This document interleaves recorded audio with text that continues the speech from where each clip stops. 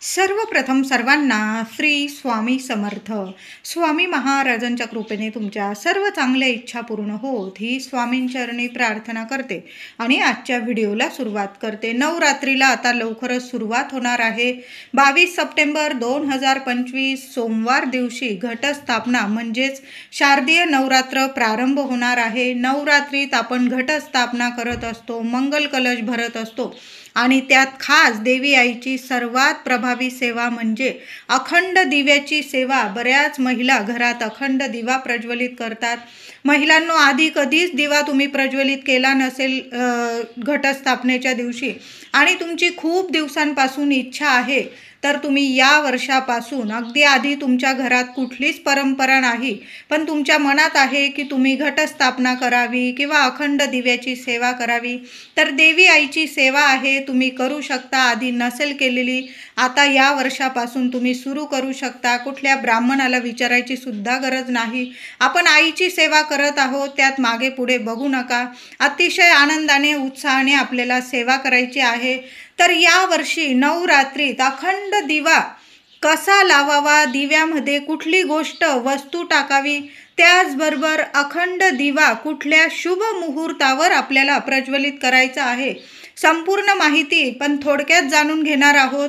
Video शेवटपर्यंत बघा. चॅनलवर नवीन असाल कृपया आपल्या चॅनलला नक्की सबस्क्राईब करा. कमेंटमध्ये आपल्या कुलस्वामिनीचं नाव लिहायला अजिबात विसरू नका महिलांनो, नाहीतर लिहा सर्वांनी श्री स्वामी समर्थ. नवरात्रीमध्ये 9 दिवस देवी आईंच्या 9 रूपांची आपण पूजा करत असतो. घटस्थापना करून मंगल कलशाची स्थापना करतो, अखंड दिवा लावतो, दुर्गा सप्तशतींचे पाठ केले जातात, कन्यापूजन कन्या भोजन करतो, देवी आईची ओटी भरतो, हवन करून 9 दिवस अगदी शक्तिमय भक्तिमय वातावरणात आपण आपल्या देवी आईचा हा उत्सव अगदी आनंदाने, आपण सर्व महिला असतील पुरुष दादा अगदी आनंदाने हा उत्सव नवरात्रीचा उत्सव साजरा करत असतो. तर अखंड दिवा म्हणजे काय? तर अखंड दिवा म्हणजे 9 दिवस खंडित न होणारा दिवा. जोपर्यंत आपण देवी आईच्या 9 रूपांची नवरात्रीत 9 दिवस आपण पूजा सेवा करतो, तोपर्यंत हा दिवा आपण तेवत राहावा म्हणून आपण ही अखंड दिव्याची सेवा करत असतो. महिलांनो, तुम्ही कधीच आधी अखंड दिवा लावलेला नसेल नवरात्रीत आणि तुम्हाला जर मनात तीव्र इच्छा असेल, तुम्हाला पण नवरात्रीत 9 दिवस अखंड दिवा लावावा असं वाटत आहे, तर तुम्ही सुद्धा 9 दिवस तुमच्या देवी आईच्या सेवेत पूजेत 9 दिवस अखंड दिवा ठेवू शकता. या वर्षापासून हा अखंड दिवा तुम्ही तुमच्या देवघरामध्ये सुद्धा ठेवू शकता. आता ज्याच्या त्याच्या परंपरेनुसार असतं. तुमच्या घरात जर घटस्थापना होत नसेल तर हा अखंड दिवा तुम्ही तुमच्या देवघरामध्ये सुद्धा ठेवू शकता, किंवा देवघरामध्ये नसेल ठेवायच्या, देवघराच्या बाजूला एखादी छोटीशी जागा असेल, जागा आधी स्वच्छ गोमूत्राने पुसून घ्यायची. नवरात्रीच्या आधी आपलं देवघर सुद्धा स्वच्छ करायचं आहे. देव वगैरे स्वच्छ करून आपल्याला स्थापित करायचे आहे त्या दिवशी. तर देवघराजवळ एखादा छोटासा पाट मांडावा, रांगोळी काढावी, किंवा चौरंग असेल तुमच्याकडं चौरंग मांडावा.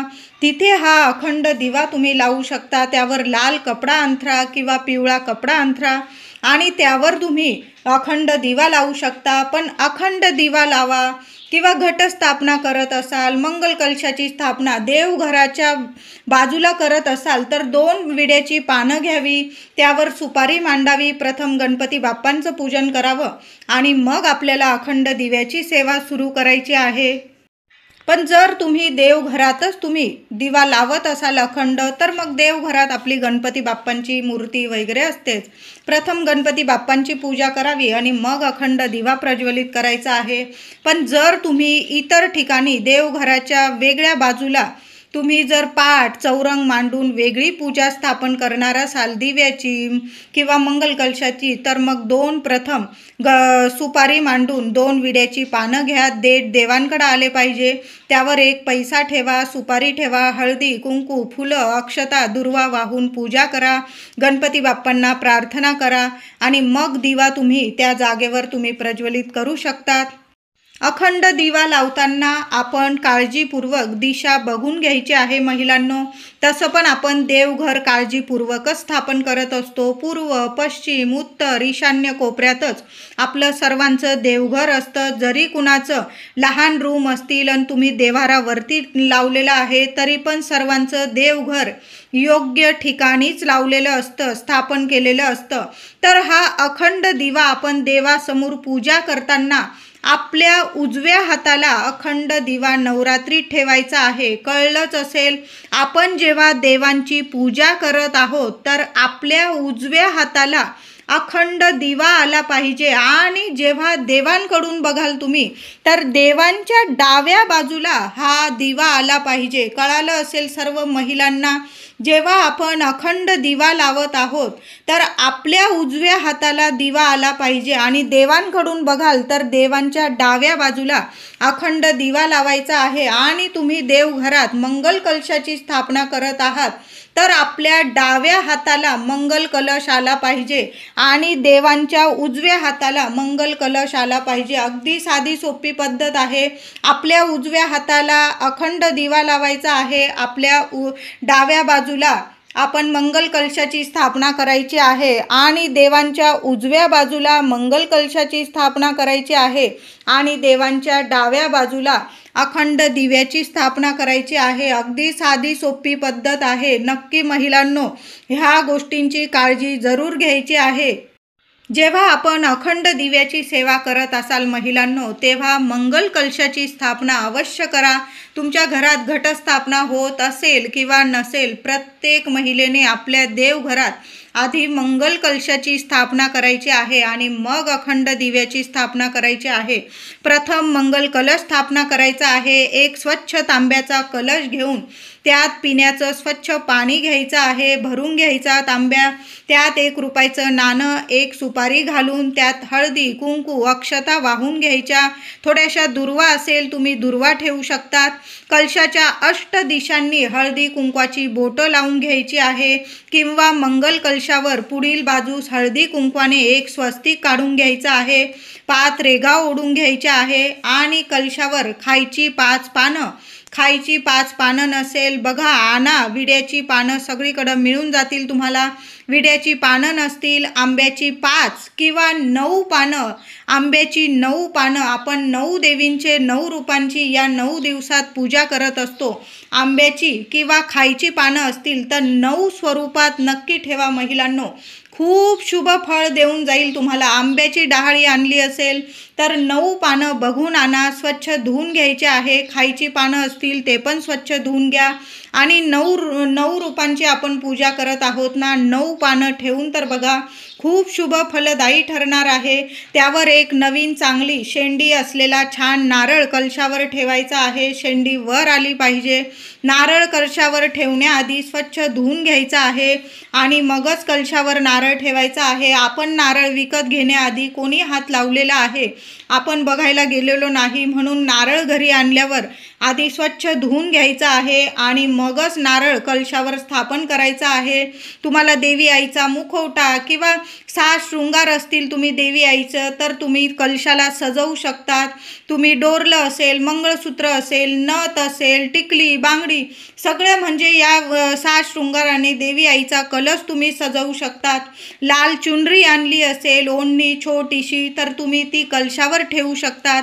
वेणी आणलेली असेल, गजरा, अगदी सुंदर मुखवटा असेल तुमच्याकडं देवी आईचा तर कलश स्थापन केल्यावर या सर्व गोष्टींनी देवी आईचा कलश इतका सुंदर सजवायचा आहे. जेवढा सजवता येईल ना महिलांनो तेवढा नक्की सजवण्याचा प्रयत्न करा. साक्षात देवी आई आपल्या घरात, आपल्या देवघरात विराजमान झालेली आहे 9 दिवस. बघा किती सुंदर हा अनुभव येतो आपल्याला. या मंगलमय मंगलदायी कलशात प्रत्यक्ष लक्ष्मी नारायण सर्व देवी देवता वास करतात. श्रीफळ तर म्हणजे प्रत्यक्ष लक्ष्मीचं रूप आहे. 9 रात्रीचा कलश स्थापन देवघरात आपल्या डाव्या हाताला करायचा आहे. आपण जेव्हा देवांची पूजा करत आहोत, देवांसमोर आपण उभं आहोत तेव्हा आपल्या डाव्या हाताला मंगल कलशाची स्थापना करायची आहे आणि आपल्या उजव्या हाताला अखंड दिव्याची स्थापना करायची आहे. कळालं असेल माझ्या सर्व मैत्रिणींना. या मंगलमय मंगलदायी कलशात प्रत्यक्ष लक्ष्मी नारायण सर्व देवी देवता वास करतात। श्रीफळ तर म्हणजे प्रत्यक्ष लक्ष्मीच आहे। नवरात्रीचा कलश स्थापन देवघरात आपल्या डाव्या हाताला करायचा आहे। कलशाखाली आधी तांदळाची रास करा, किंवा तुम्हाला अष्टदल कमल येत असेल तुम्ही ते काढू शकता, किंवा रास करा तांदळाची, त्यावर मंगल कलशाची स्थापना करायची आहे। आधी सुख समृद्धी घरात देणारा मंगल कलश ठेवायचा देवघरात, आणि मग अखंड दिवा लावायचा आहे। अखंड दिवा लावताना काही नियमांचं पालन अवश्य करावं। महिलांनो, तुमच्या मनात आहे देवी आईचा 9 दिवस अखंड दिवा लावावा, तर तुम्हाला 9 दिवस दिवा अखंड चालू राहील याची काळजी अवश्य घ्यायची आहे। घरातील सर्वांनीच याची काळजी घ्यावी की अखंड दिवा नीट राहील। पण समजा चुकून एखाद्या वेळेस आपल्याकडून विझलाच, काजळी वगैरे काढताना, किंवा काजळी नाही, हवा आहे, 2 रूमचंच घर आहे, फॅन वगैरे लावला, अचानक दिवा विझला, काही घाबरून जाऊ नका महिलांनो। आपण देवी आईची अगदी आठवणीने आपण सेवा करत आहोत। तिचे लेकरं तिची सेवा करतात, हेच देवी आईसाठी खूप आहे। आपण जाणून बुजून करत नाही, न कळत चुका होऊन जाता। मनुष्य आहोत आपण, चुका झाल्या, आई आहे, आई आपल्या लेकरांना नक्कीच समजून घेते। काळजी घ्यायची आहे दिव्याची। पण समजा चुकून विझून गेला तर काही मनात वाईट साईट विचार आणू नका की असं होईल तसं होईल, काही नाही। आपण मनापासून देवी आईची सेवा करत आहोत ना, प्रत्येक क्षणी ती आपल्या पाठीशी आहे, बस एवढंच विचार करा आणि दिव्याची काळजी घ्यायची आहे। अखंड दिव्याची काजळी काढताना कधी पण एक दिवा आधी अखंड दिव्याच्या मदतीने लावून घ्यायचा आहे। म्हणजे एखाद्या वेळेस आपण काजळी काढताना दिवा विझलाच अखंड, तर जो आपण अखंड दिव्याच्या मदतीने साह्याने जो छोटा दिवा लावून घेतला होता त्याच्या साह्याने तुम्ही पुन्हा अखंड दिवा लावून घ्यायचा आहे। म्हणजे आपल्याला कुठलेही दोष लागत नाही की अखंड दिवा विझला आपल्याकडून, असे कुठलेही दोष लागत नाही। कारण आपण ती ज्योत छोट्या का होईना दिव्याला त्याच अखंड दिव्याच्या साह्याने आपण ती ज्योत पेटवून घेतलेली आहे। तर अशा पद्धतीने आपल्याला काळजीपूर्वक दिव्याची अखंड दिव्याची काजळी काढताना एक छोटा दिवा अखंड दिव्याच्या साह्याने आधी लावून घ्यायचा, आणि मगच अखंड दिव्याची काजळी आपल्याला काढायची आहे। काजळी शक्यतो लवकर सकाळी काढावी, किंवा तुम्ही रात्री झोपण्याच्या आधी सुद्धा असं 2 वेळा तुम्ही काजळी काढू शकता दिव्याची, किंवा तुम्ही एकच वेळा काजळी काढत असाल, जास्त दिव्याला काजळी येत नसेल तर तुम्ही 1 वेळा काढू शकतात। तर अखंड दिवा लावताना थोडासा मोठा साईजचा दिवा घ्यायचा आहे। रोज आपण देवघरात लावतो त्यापेक्षा थोडा मोठा दिवा घ्यायचा आहे, म्हणजे त्यात दिवा नीट जळत तेवत राहावा यासाठी पुरेसं तेल राहील। दिवा पितळ्याचा, तांब्याचा, चांदीचा, मातीचा, दगडाचा, आपल्या आवडीनुसार आपल्याला दिवा घ्यायचा आहे। नवरात्रीचा दिवा लावताना असाच खाली ठेवून द्यायचा नाही। तुम्ही फक्त नवरात्रीचा दिवा लावत असाल तरी पण, म्हणजे तुम्ही घटस्थापना करत नसाल, कुठलीच सेवा करत नसाल, मंगल कलश तर आवर्जून महिलांनो भरायचाच आहे आणि मगच अखंड दिवा लावायचा आहे। पण तुमच्याकडे घटस्थापना होत नसेल आणि तुम्ही दिवा प्रज्वलित करत आहात, तरी पण आपल्याला एक छोटासा पाट घ्यायचा आहे, किंवा छोटा चौरंग असेल त्यावर आधी लाल कपडा अंथरून घ्यायचा आहे। तांदळाची रास करा, किंवा अष्टदल कमल तांदळाचे बनवून त्यावर तुम्हाला अखंड दिवा ठेवायचा आहे। अखंड दिव्याची वात कापसाची किंवा कलाव्याची, तुम्ही लाल पिवळा कलावा असेल परंपरेनुसार तुम्ही जशी घेत आहात आजपर्यंत, किंवा आपण पहिल्यांदाच दिवा लावत आहात महिलांनो, तर मग एक वेळ ठरवूनच घ्यायचा आहे तुम्हाला की तुम्ही या वर्षापासून तुम्ही दिव्यात कापसाची वात टाकणार की कलाव्याची। मग तुम्हाला नेहमी तीच वात तुम्हाला टाकावी लागणार आहे। मग एक तर कलाव्याची वात टाकू शकता तुम्ही, किंवा कापसाची दुहेरी वात। एकेरी वात घेऊ नका, 2 लांब वातीची एक वात तयार करून घ्यायची आहे। वात तयार करताना तुम्ही थोडासा दुधाचा हात लावला हाताला आणि मग वात वळली तुम्ही, अतिशय म्हणजे तुमची वात इतकी छान होईल की तुमची वात म्हणजे संपणार सुद्धा नाही, पुरून उरेल एवढी वात तुमची छान होणार आहे। 9 दिवस वात नीट पुरावी म्हणून आपल्या हाताचा 1 पंजा आणि 4 बोटं अशी नीट तुम्हाला 1.25 हात लांब वात तयार करून घ्यायची आहे। काही महिला असतील बाहेरून वात विकत आणत असाल तर अतिशय उत्तम, तुम्ही घरी करत असाल तर मग आपला एक पंजा आणि 4 बोटं अशी 1.25 हात खूप शुभ ठरते अशी वात।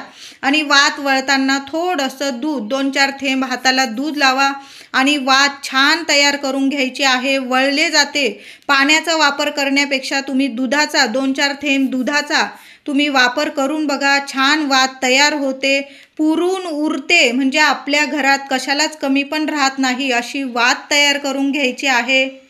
वात बनवताना थोडंसं दूध आणि थोडं पाणी जरी मिसळून घेतलं, छान वात वळून घ्यायची आहे। दूध पाणी लावल्याने झटपट वात वळली जाते, वेळही लागत नाही। स्वतःच्या हाताने अखंड दिव्याची वात तयार केल्याचा आनंद आणि समाधान सुद्धा खूप मोलाचं असतं। बाहेरून वात विकत आणू शकता तुम्ही, पण जी आपण स्वतः वात करतो अखंड दिव्याची, समाधान काही वेगळंच असतं, आपल्याला आनंद तो वेगळाच असतो, खूप मोलाचा हा आनंद असतो। नवरात्रीची ही सेवा खूप मौल्यवान सेवा आहे। तुम्ही जर घरीच वात तयार करत असाल तर थोडंसं दूध पाणी एकत्र करा, किंवा नुसता दुधाचा हात लावला तुम्ही, किंवा तुम्ही परंपरेनुसार तुम्ही दूध पाणी वापरू शकता। अगदी झटपट तुमची वात तयार होणार आहे। तुमची म्हणजे घरात मोठी माणसं असतील, तुमची आई असेल, आजी असेल, सासूबाई, त्या अशा पारंपरिक पद्धतीने तुम्हाला वातसुद्धा तयार करून देतील। अखंड दिवा लावताना तिळाचे तेल खूप शुभ ठरते आणि यामुळे आपला दिवासुद्धा विझत नाही, ऑक्सिजन तयार होत राहतो। तिळाचं तेल शुभ पण ठरतं आणि आपला दिवा अखंड राहण्यासाठी मदत पण मिळते। किंवा तुम्ही मोहरीचं तेल वापरू शकता, किंवा तुम्ही जर नेहमी सनफ्लॉवरचं तेल वापरत असाल किंवा शेंगदाणा तेल वापरत असाल, तुम्ही तसंही वापरू शकता। तिळाचं तेल शुभ ठरतं, सर्वच तेल शुभ ठरतात। आपण देवी आईची सेवा करत आहोत ना, मी म्हटलं देवी आईला तेच खूप मोलाचं आहे। देवांचं तेल असेल, दिव्यांचं तेल किचनमध्ये इकडं तिकडं ठेवलेले नसावं, वेगळ्या तुम्ही बरणीत देवांचं किंवा अखंड दिव्याचं तेल हे वेगळं ठेवायचं आहे। आपले रोजचे खरकटे हात लागणार नाही याची अवश्य महिलांनो काळजी घ्यायची आहे। तर आता अखंड दिवा मंगल कलशाची स्थापना कोणत्या शुभ मुहूर्तावर करायची जाणून घेऊया। घटस्थापना अश्विन शुद्ध प्रतिपदा 22 सप्टेंबर सोमवार 2025 रोजी सुरू होणार आहे। उदय तिथीनुसार शारदीय नवरात्र 22 सप्टेंबर सोमवार दिवशी सुरू होणार आहे। या दिवशी सकाळी 6:09 घटस्थापनेचा शुभ मुहूर्त आहे। पण तुम्ही जर राहू काळ मानतात तर सोमवारी सकाळी 7 वाजेपासून 9 वाजेपर्यंत, सकाळी 7 वाजेपासून सकाळी 9 वाजेपर्यंत हा 2 तासाचा राहू काळ असणार आहे। चुकूनही या अशुभ वेळेत घटस्थापना करू नका, मंगल कलशाची स्थापना करू नका आणि अखंड दिवा सुद्धा लावू नका। तुम्ही राहू काळ मानतात तर हा अशुभ काळ जाऊ द्यायचा आहे आणि मगच आपल्याला सेवेला सुरुवात करायची आहे। तुम्ही जर सेवेला सकाळी पहाटे 6:09 सुरुवात करणार असाल तर सकाळी 7 वाजेच्या आत तुम्हाला घटस्थापना करायची आहे। मंगल कलशाची स्थापना, अखंड दिव्याची स्थापना तुम्हाला सकाळी 7 वाजेच्या आतच करायची आहे, कारण 7 वाजेनंतर 7 ते 9 हा 2 तासाचा, सकाळी 2 तासाचा राहू अशुभ काळ असणार आहे। आपल्याला देवी आईची सेवा करायची आहे 9 दिवस। मग प्रारंभ करताना शुभ वेळ शुभ मुहूर्त बघूनच आपल्याला प्रारंभ करायचा आहे। तुम्हाला सकाळी 7 वाजेच्या आत जर देवी आईची सेवा करता येत असेल तर तुम्ही सकाळी 7 वाजेच्या आत करायचे आहे। एवढ्या लवकर तुम्हाला जमत नसेल तर मग अतिशय शुभ अभिजित मुहूर्त म्हणजे सकाळी 11:49 दुपारी 12:38 हा शुभ मुहूर्त आहे। आता समजा काही कारणामुळे या शुभ मुहूर्तावर सुद्धा तुम्हाला घटस्थापना, मंगल कलश, अखंड दिवा करता नाही आला तर मग संध्याकाळी 4 वाजेपर्यंत सुद्धा तुम्ही घटस्थापना करू शकता, देवी आईची सेवा करू शकता। आता 4 वाजेपर्यंत पण तुम्हाला नाही जमलं तर मग 4:30 वाजेपासून संध्याकाळी 4:30 वाजेपासून संध्याकाळी 6 वाजेपर्यंत हा अमृत मुहूर्त आहे।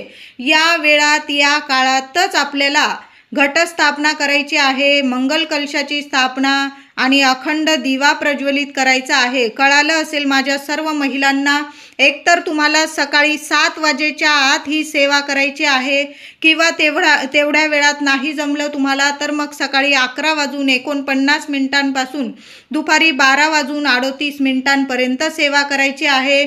या वेळात या काळात पण नाही जमलं तर मग तुम्ही 4 वाजेपर्यंत दुपारी करू शकता।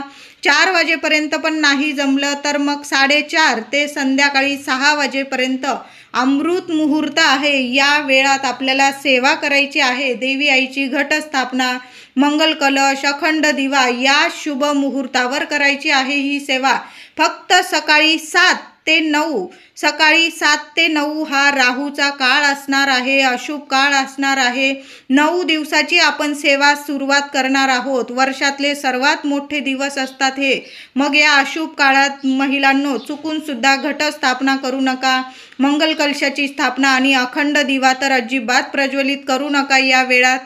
नवरात्रीत 9 दिवस देवी आईची दोन्ही वेळेला आपल्याला आरती करायची आहे। आता समजा सकाळी काही कारणाने नाही जमलं, मग संध्याकाळी तरी सगळ्यांनी एकत्र येऊन आपल्याला आरती करायची आहे आणि कापूर आरती करायची आहे। दिव्यांना, देवांना जास्वंदाचं, गुलाबाचं, झेंडूचं, शेवंतीचं वेगवेगळी फुलं अर्पण करायचं आहे। 9 दिवस देवी आईला दररोज वेगवेगळा नैवेद्य दाखवायचा आहे। साखर, तूप, मध, गूळ, दूध, साखर, फळं, नारळ असे वेगवेगळे आपण नैवेद्य अर्पण करायचं आहे। नवरात्रीचा अखंड दिवा लावताना, प्रज्वलित करताना महिलांनो या 2-3 वस्तू अवश्य टाकायच्या आहे।